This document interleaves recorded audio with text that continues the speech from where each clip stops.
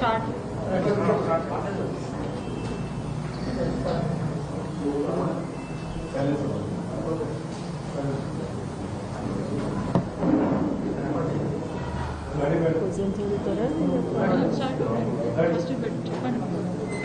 వాళ్ళు అడుగుతారా ఏం కావాలో నేను చెప్తాను. ఓవరాల్ ఏం జరుగుతుంది? మీడియా మిత్రులందరికీ నమస్కారం. ఈరోజు ఇప్పటివరకు జరిగిన ఎన్నికలు ఏ డివిజన్కి వెళ్ళినా ఎక్కడ చూసినా ప్రజల్ని భయభ్రాంతులకు గురి చేస్తున్నారు. భయాందోళనకు గురయ్యి ప్రజలు కూడా భయపడి బయటికి రావట్లేదు. ఎవరు వచ్చినా ముందుగానే వాళ్ళని బెదిరిస్తున్నారు. డబుల్ బెడ్రూమ్ ఉంటే క్యాన్సిల్ చేస్తాము, 2000 పింఛన్ ఉంటే కట్ చేస్తాము. ఈ సవేరా ఫంక్షన్ హాల్ దగ్గర 150 మంది కూర్చున్నారు. బీఆర్ఎస్ టేబుల్ ఒక్కడు కూడా వేయనివ్వలేదు. వేసినా కూడా తీసి అవతలకు బారేశారు. ఎవరిని కూర్చొనివ్వలేదు. నేను వెళ్ళి అడిగితే గొడవ పెట్టుకున్నారు. స్కూటీల మీద వెళ్ళే వాళ్ళని కూడా ఆపి పలానా పార్టీకి మీరు కాంగ్రెస్ పార్టీకి వేయండి అని చెప్తున్నారు. ప్రతి ఆటోని జనం ఎక్కించుకొచ్చి అక్కడ 2 నిమిషాలు వాళ్ళతో మాట్లాడి డబ్బులు పంచుతా మీరు కాంగ్రెస్కి ఓటు వేయండి, వెయ్యకపోతే మిమ్మల్ని రేపటి నుంచి బయటికి రానివ్వు అని బెదిరించారు. అది మేము క్వశ్చన్ చేస్తే మమ్మల్ని కూడా మహిళలను చూడకుండా పిచ్చి పిచ్చిగా మాట్లాడారు. నేను సవేరాలో ఒక బూత్లోకి వెళ్తే 271లో నవీన్ యాదవ్ బావమరిది వెంకట యాదవ్ కూడా ఉన్నారు. నన్ను చూసి ఎమ్మటే బయటికి పరిగెత్తుకొని వెళ్ళిపోయారు. అంటే ఎప్పటి నుంచి 30 మంది నేను ఎటు వెళ్తే అటు నాకు కాపలా పెట్టారు. 2-3 ఎటు వెళ్ళినా ఒక 100 మంది దాకా నా వెనకమాల వస్తున్నారు. ఎటు వెళ్ళినా అంటే ఒక మహిళను ఇట్లా హింసిస్తారా? అంటే ఒక మహిళను తిరగనివరా? ఒక మహిళ ఇట్లా ఉండకూడదా? ఇంత అరాచకమా? ఇంత అన్యాయంగా చేస్తారా? బోరిబండలో కొట్టారు, టేబుల్ అయినవలేదు, కుర్చీలు ఇసిరేశారు. రౌడీ షీటర్ వచ్చాడు బయటికి. ఒక రౌడీ షీటర్నే ఆంబోతులా వదిలేసి మీదకి రచ్చ చేసి వాడిని వెనక తీయకోకుండా కార్యకర్తలు ఏంటిది అని అడిగితే ఎఫ్ఐఆర్ బుక్ చేసి లోపల పడేస్తాను నోరెత్తితే అని అంటున్నారు పోలీసులు. నేను అక్కడికి ఎంటర్ అయ్యి వెళ్ళంగానే 20 మంది పోలీసులు వెళ్ళిపోయారు. ఎక్కడ వాళ్ళు అక్కడ. ఒక మహిళ వచ్చినప్పుడు ఉండాలా అండగా? వెళ్ళిపోతారు ఏటాళ్ళు అటు పారిపోయి. ఇంత దొంగల్లాగా ఎందుకు చెప్పండి? పోలీస్ సోదరులకు ఒకటే చెప్తున్నా, నేను జెన్యూన్గా ఉండండి. ఒక మహిళకి సపోర్ట్ చేయమని నేను అడగట్లేదు. ఎవరి పని వాళ్ళని చేసుకునివ్వండి. అంత భయపడాల్సిన అవసరం ఏముంది? ఒకళ్ళ కింద పని చేయట్లేదు కదా మనం. అంత భయపడి నన్ను భయపెట్టాల్సిన అవసరం ఏముంది? ఏ డివిజన్లో ఏ బూతులకి వెళ్ళినా ఇదే గొడవ. ఇప్పుడు కూడా బిర్యానీలో డబ్బులు పెట్టిస్తున్నారు. అంత కర్మ ఏం పట్టింది? అంత ఓడిపోతామని అంత భయం ఎందుకు వేసింది? ప్రజల్ని మభ్యపెట్టి భయపెట్టి ఇళ్లలోంచి బయటికి రానివట్లా. ప్రజలకు ఒకటే విజ్ఞప్తి చేసుకుంటున్నా, నేను ఎవ్వరూ కూడా భయపడుకోకుండా బయటకు వచ్చి ఇంకా 4 గంటల టైం ఉంది. దయచేసి ఓటు వినియోగించుకొని ఓటు వేసి మీరు రౌడీజాన్ని అరికట్టి రేపు ఇలాంటివి లేకుండా ఉండాలంటే ప్రతి ఒక్కళ్ళు బయటకు వచ్చి ఓటు వేయాలి. ఇంతకుముందు అధికారంలో ఉన్న బీఆర్ఎస్ పార్టీ ఇలాంటి ఎలక్షన్స్ చాలా చేసింది, కానీ ఎప్పుడు చేయలేదు. నేను చూసినంతలో ఎప్పుడూ జరగలేదు. ఫస్ట్ టైం నేను చూడటం. ఇట్లా ఉంటుందా అని ఇప్పుడే చూసా. నేను ఇన్ని సంవత్సరాల్లో ఎప్పుడు కూడా చూడలేదు. నేను నా భర్త ఇన్ని ఎలక్షన్స్లో ఉన్నప్పుడు కూడా ఇలాంటిది ఎక్కడా వినపడలే. నేను స్టేట్లో ఉన్న ఆకు రౌడీలు మొత్తం తీసుకొచ్చి పెట్టుకున్నారు. అంత దౌర్భాగ్యమా? అంత భయం ఎందుకు? అంత భయపెట్టాల్సిన అవసరం ఏముంది? దయచేసి మళ్ళీ చెప్తున్నా, ఓటు హక్కు వినియోగించుకోండి బయటకు వచ్చి. ఇట్లాగే ఉంటే మళ్ళీ రేపు ఈ గోండా రాజ్యమే ఉంటుంది. మీరు కనుక పార్టీని గెలిపించుకుంటే రేపు మీకు అండగా ఉంటుంది.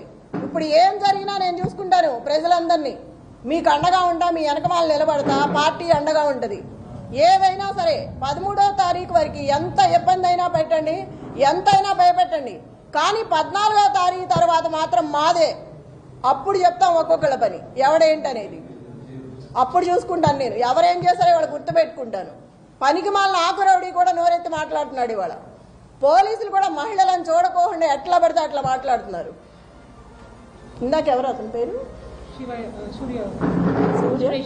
సురేష్ యాదవ్ ఎంత వల్గర్గా మాట్లాడుతున్నాడు అంటే లేడీస్ అనుకోండి లేకుండా పిచ్చిగా మాట్లాడుతున్నాడు. ఎన్నికల కమిషనర్కి నేను ఒక్కటే విజ్ఞప్తి చేసుకుంటున్నాను, ఒక మహిళగా మిమ్మల్ని అడుగుతున్నా నేను. ఇంత చేస్తుంటే కూడా మీరు చూస్తూ కూడా ఊరుకున్నారు. ఒక మహిళని ఇట్లా చేస్తుంటే మీకు ఇప్పటికే తెలుసుంటాయి అన్నీ. నేను దయచేసి మిమ్మల్ని అడుగుతున్నాను, ఒక కోరిక కోరుతున్నాను. మీరు బయటకు వచ్చి జరిగేదేదో చూసి ఏది కరెక్ట్గా ఉందో వాళ్ళకి చెప్పి అట్లా చేయించండి.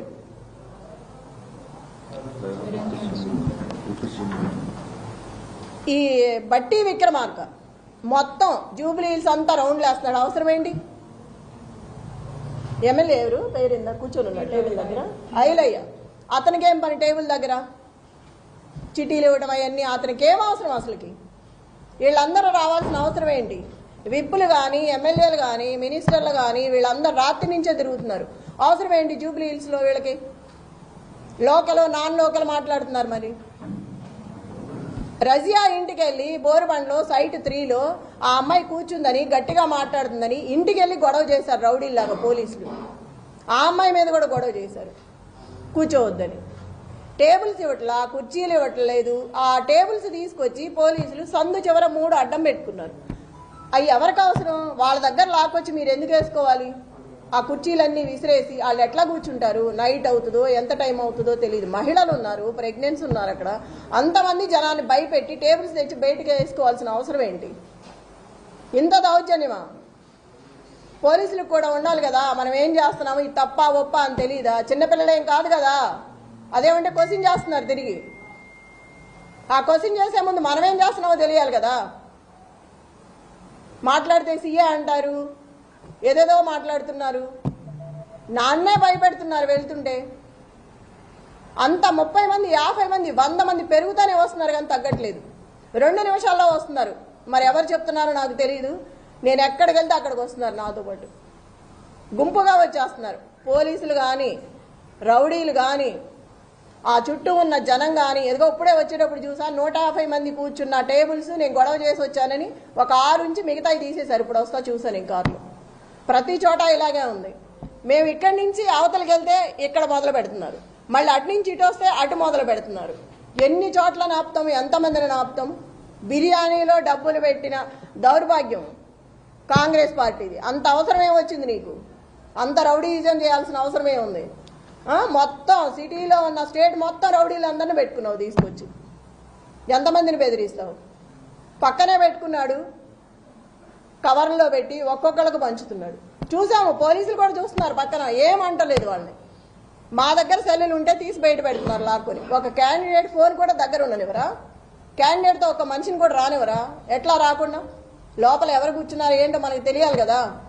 అట్లా కూడా అలౌ చేయట్లేదు. వాళ్ళని మాత్రం 10 మందిని అలౌ చేస్తున్నారు. అడిగితే నవ్వుతున్నారు.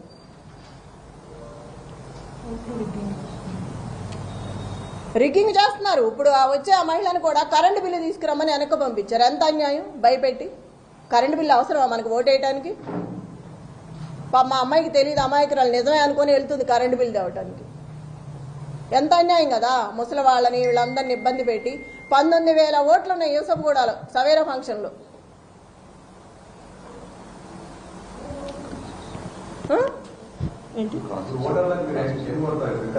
వికలాంగులకి ఎన్ని పెట్టాలి? వీల్ చైర్స్ మనం 19,000 మంది అంటే ఎన్ని పెడతాము?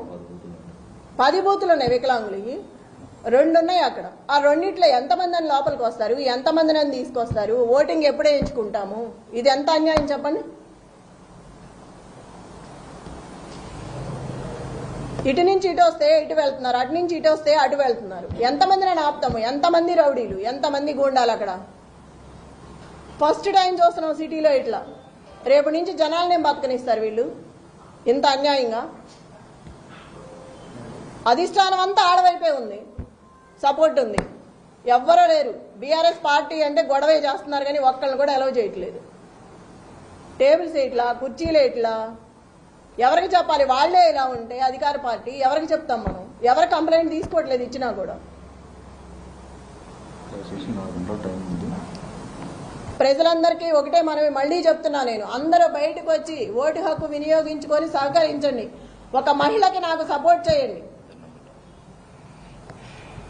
రౌడీ రాజ్యం అంటే ఇక ముందు కూడా మీరు అన్నీ తెలుసు, నిన్నటి వరకు అన్నీ చెప్పాము. మీరే ఆలోచించుకొని బయటకు వచ్చి ఓటు వేయండి.